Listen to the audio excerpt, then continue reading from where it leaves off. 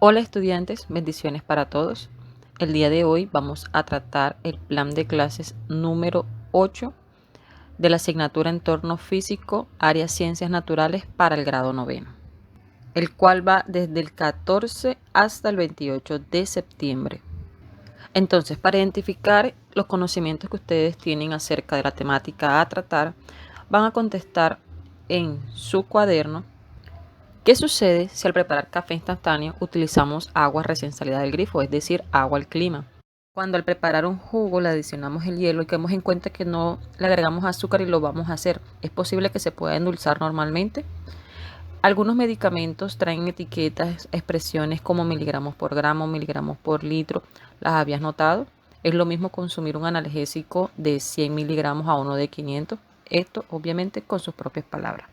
Bueno, el tema a tratar es soluciones químicas. Una solución es una mezcla de dos o más componentes perfectamente homogénea, es decir, que los componentes que la forman no se pueden distinguir. Entonces, cuando tenemos una solución donde el agua es el que se encuentra en mayor proporción, tenemos entonces las conocidas como solución acuosa. Características de las soluciones son: sus componentes no pueden separarse por métodos físicos simples, sino que se requieren métodos un poco más complejos, como la destilación, la cristalización, por ejemplo. Debe encontrarse en fase líquida, es decir, que el solvente, lo que se encuentra en mayor proporción, debe ser un líquido. Componentes de una solución son soluto y solvente. Soluto es aquel que se encuentra en menor cantidad, es aquel que se disuelve. Y el solvente es aquel que se encuentra en mayor proporción y es aquel que disuelve al soluto. Como tenemos en esta imagen aquí abajo, el solvente es el medio acuoso, el soluto es ese sólido que va a agregarse al solvente y juntos van a formar la solución.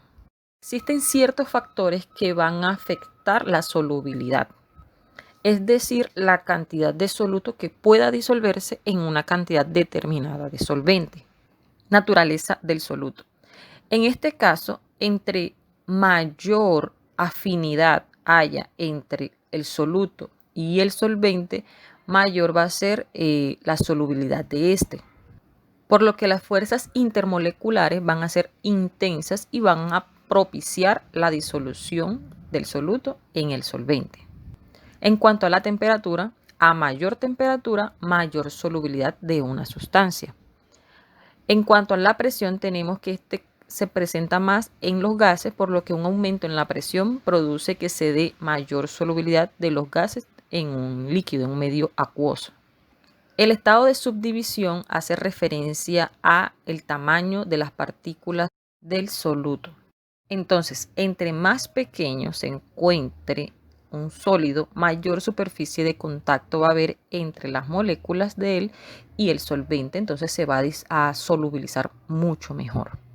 Para saber exactamente la cantidad de soluto y de solvente que están presentes en una solución, utilizamos magnitudes llamadas concentración. Entonces, dependiendo de la concentración, podemos encontrar diferentes tipos de soluciones. Así tenemos soluciones diluidas, donde la cantidad de soluto es pequeña en comparación con la de solvente. Por ejemplo, agregar 1 gramo de cloruro de sodio en 100 mililitros de agua. Tenemos soluciones concentradas cuando la proporción del soluto respecto al solvente es mucho más grande, mayor.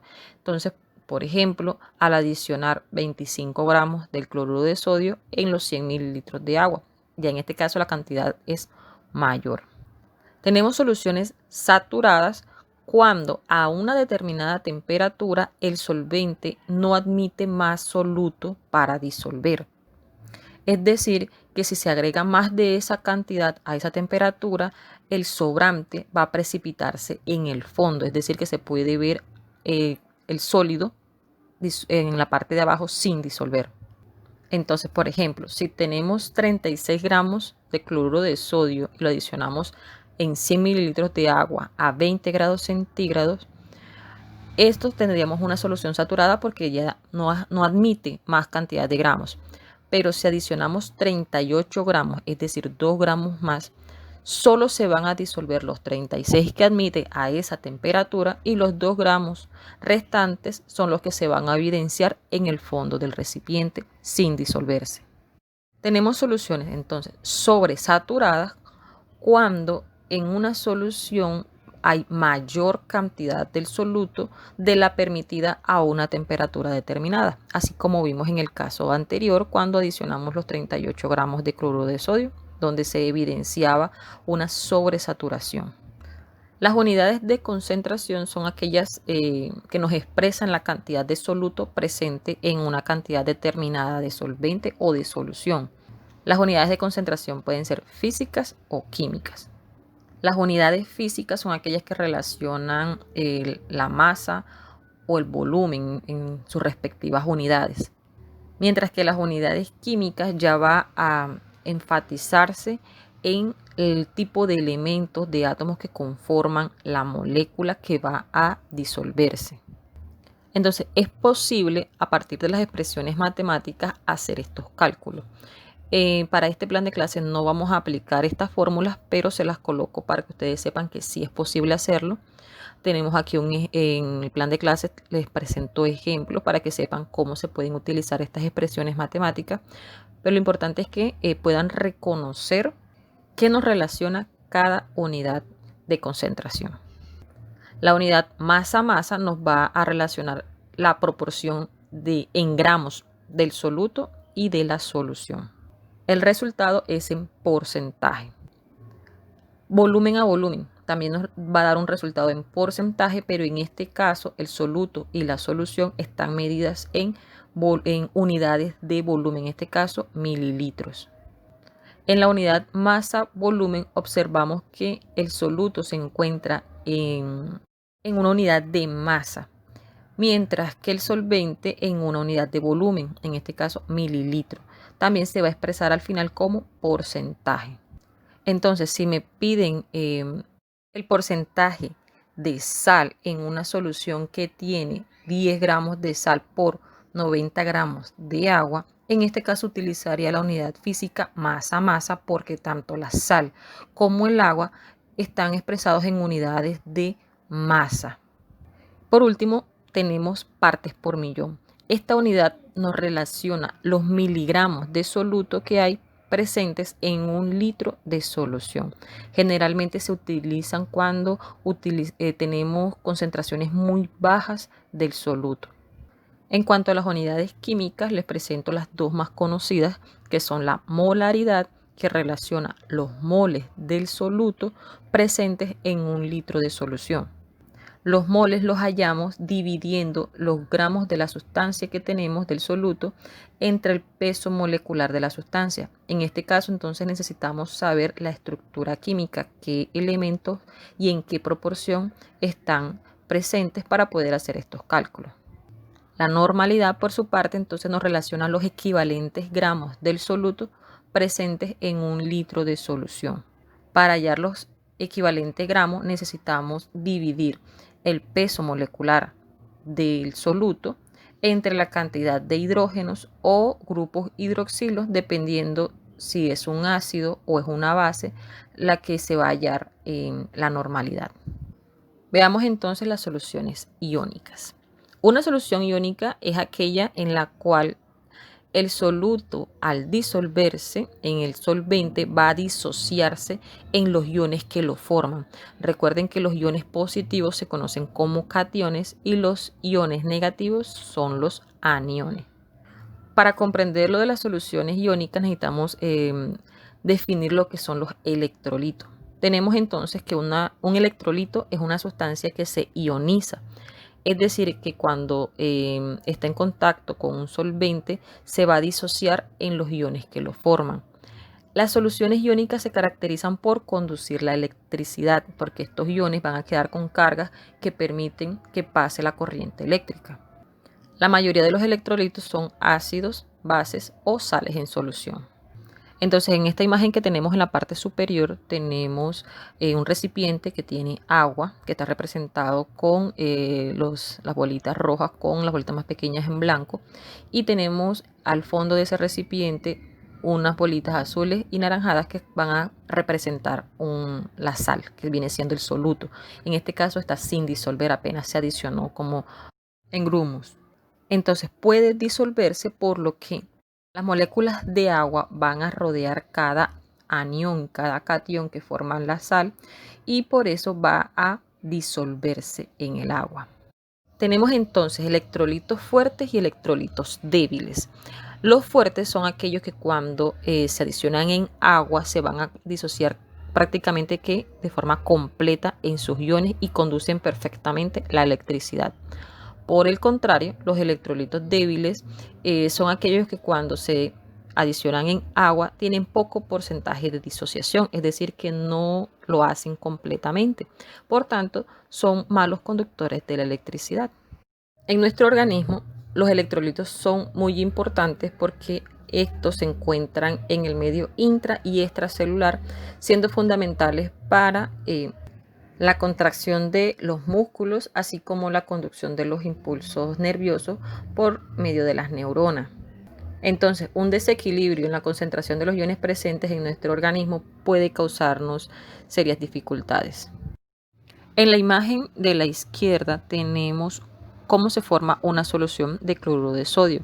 En este caso, el soluto es el cloruro y el agua es el solvente. Observamos allí el proceso de disociación y cómo quedan los iones de sodio y de cloro envueltos por las moléculas de agua. En la imagen de la derecha tenemos entonces un pequeño circuito donde podemos comprobar si una sustancia es electrolítica o no. Tenemos entonces aquí en la parte de arribita cloruro de sodio y tenemos azúcar. Entonces, al adicionar azúcar a esa agua, ese recipiente que está allí, y disolverlo, al completar el circuito no se conduciría la electricidad, es decir, que ese bombillo no se prendería, por lo que el azúcar no está formado por iones, no se disocia en iones como si lo hace el cloruro de sodio, que es una sal. Entonces, al adicionar la sal en agua, esta se va a disociar y por ende va a conducir la electricidad, y al cerrar el circuito ese bombillo habría de prenderse. Entonces, como las soluciones iónicas pueden estar formadas por ácidos o bases, ya que estos pueden disociarse, vamos a ver de qué se tratan estos conceptos. Inicialmente los ácidos y las bases se reconocían por sus propiedades organolépticas. Sin embargo, después de diferentes experimentos, el científico Svante Arrhenius propuso entonces que los ácidos son compuestos que tienen hidrógeno y que al adicionarse en agua y disolverse podían liberar iones de hidrógeno, mientras que las bases al adicionarse en agua podían liberar iones hidroxilo porque estaban presentes en este tipo de sustancias. Más adelante los científicos Bronsted y Lowry modificaron y actualizaron esta definición, por lo que tenemos actualmente. Por eso tenemos entonces que los ácidos son aquellas sustancias que aumentan la concentración de iones de hidrógeno en una solución, mientras que las bases disminuyen esta concentración porque tienden a aceptarlo. Por tanto, la acidez o alcalinidad de una sustancia, de un producto, puede ser medido por la concentración de iones presentes en la solución.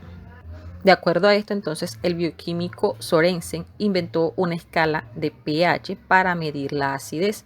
Lo definió entonces como potencial de hidrógeno, por eso es pH.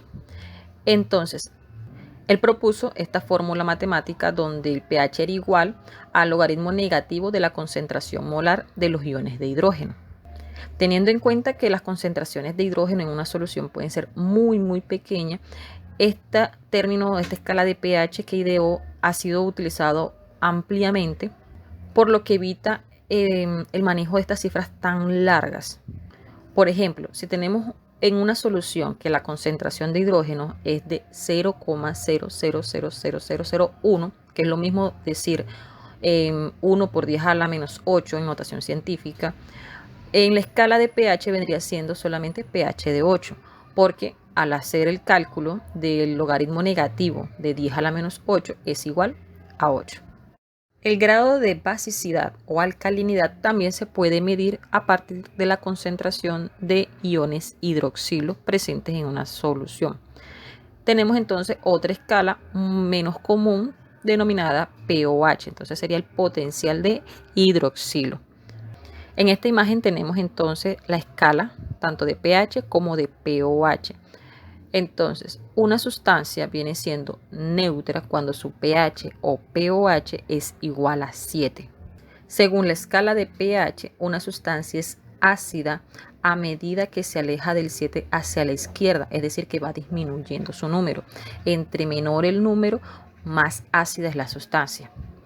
Una sustancia viene siendo básica o alcalina cuando va hacia la derecha de la escala, es decir, que va incrementando el número. De 7 en adelante se considera básica y entre más cerca hacia el 14 sería más alcalina o más básica. Nos damos cuenta que la escala de pOH es a la inversa. Los números altos corresponden a las sustancias ácidas y los números bajos, de menores a 7, vienen correspondientes a las sustancias básicas. Sin embargo, como les había comentado, la escala más utilizada es la de pH. ¿Por qué es importante conocer la medida del pH? Tenemos entonces que en la mayoría de los procesos industriales esta medida es importante para determinar la calidad de un producto. Es importante controlar el pH en aquellas soluciones que van a ser utilizadas en el proceso de producción. Esta medida también es importante en industrias alimentarias, en la industria cosmética para aquellos productos que van a ser utilizados en la piel. También es importante en la agricultura tener presente el pH del suelo porque este puede afectar la disponibilidad de algunos nutrientes y por ende afectar el crecimiento de las plantas. Entonces, si el pH de una sustancia está alterado y lo utilizamos de esa manera, puede causarnos molestias, irritaciones, por lo que también va a alterar el pH propio de nuestra piel o de nuestro organismo. Asimismo, el pH del agua potable debe ser neutro, ni ácido ni básico, para que no afecte nuestros procesos biológicos. Bueno, y con esto terminamos el tema y pasamos al desarrollo de competencias. En el primer punto tienen un esquema de un mapa conceptual, el cual deben completar de acuerdo a lo presentado en la conceptualización. Entonces, donde hay una sola línea, va a colocar la palabra clave relacionada. Donde hay varias líneas, van a colocar una frase corta de acuerdo a lo que esté relacionado allí.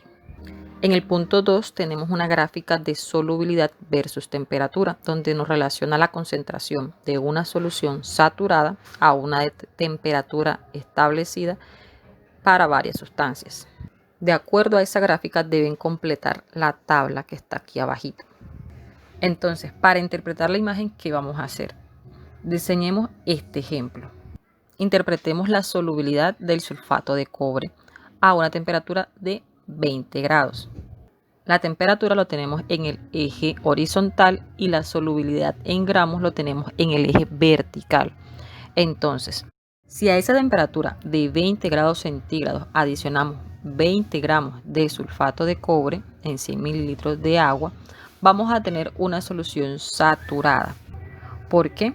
Porque al ver dónde coincide la temperatura con los 20 gramos, vemos que da justo en la línea y está representada con el puntico amarillo.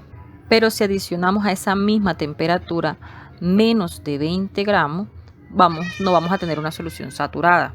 Si adicionamos 15 gramos, por ejemplo, tendríamos una solución concentrada, porque no llega a la saturación, pero tiene una cantidad de soluto importante.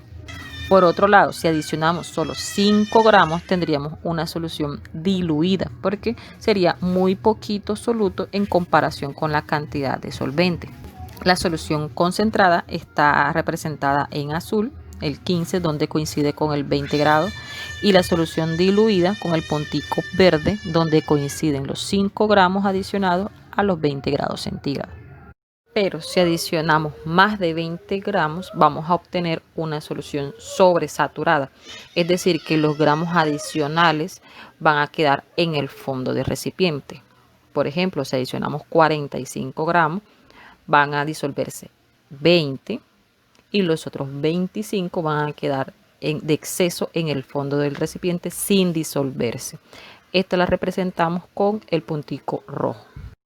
Entonces, una vez ya han aprendido a interpretar la gráfica, pueden llenar la tabla.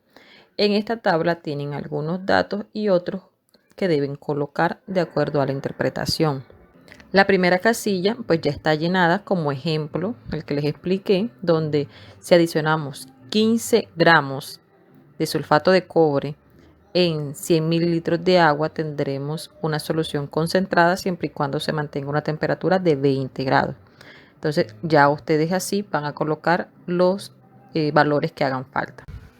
En el punto 3 van a identificar, de acuerdo a cada enunciado, la unidad de concentración que expresa el mismo y deben de explicar para cada caso. Entonces, van a decir si se trata de una unidad física, masa a masa, masa a volumen, volumen a volumen o partes por millón, o si se trata de una unidad química, molaridad o normalidad. En el punto 4 van a clasificar las sustancias presentadas de acuerdo a su pH o pOH. La clasificarán en sustancia ácida, neutra o básica. Para esto se van a apoyar en las escalas que le presenté anteriormente. En el punto 5 van a observar muy bien la imagen porque allí vamos a encontrar 3 tipos de soluciones donde van a estar formadas por un electrolito fuerte, un electrolito débil y etanol. Deben explicar entonces cuál solución se encuentra en cada caso de acuerdo a la conductividad eléctrica. Recuerden que ya eso pues se explicó. Tengan en cuenta entonces que una conduce muy bien la electricidad, una la conduce débilmente y una no la conduce. Y finalmente en el punto 6 van a escribir la importancia de los electrolitos y del pH en nuestros organismos. Listo chicos, esto es todo para este plan de clases.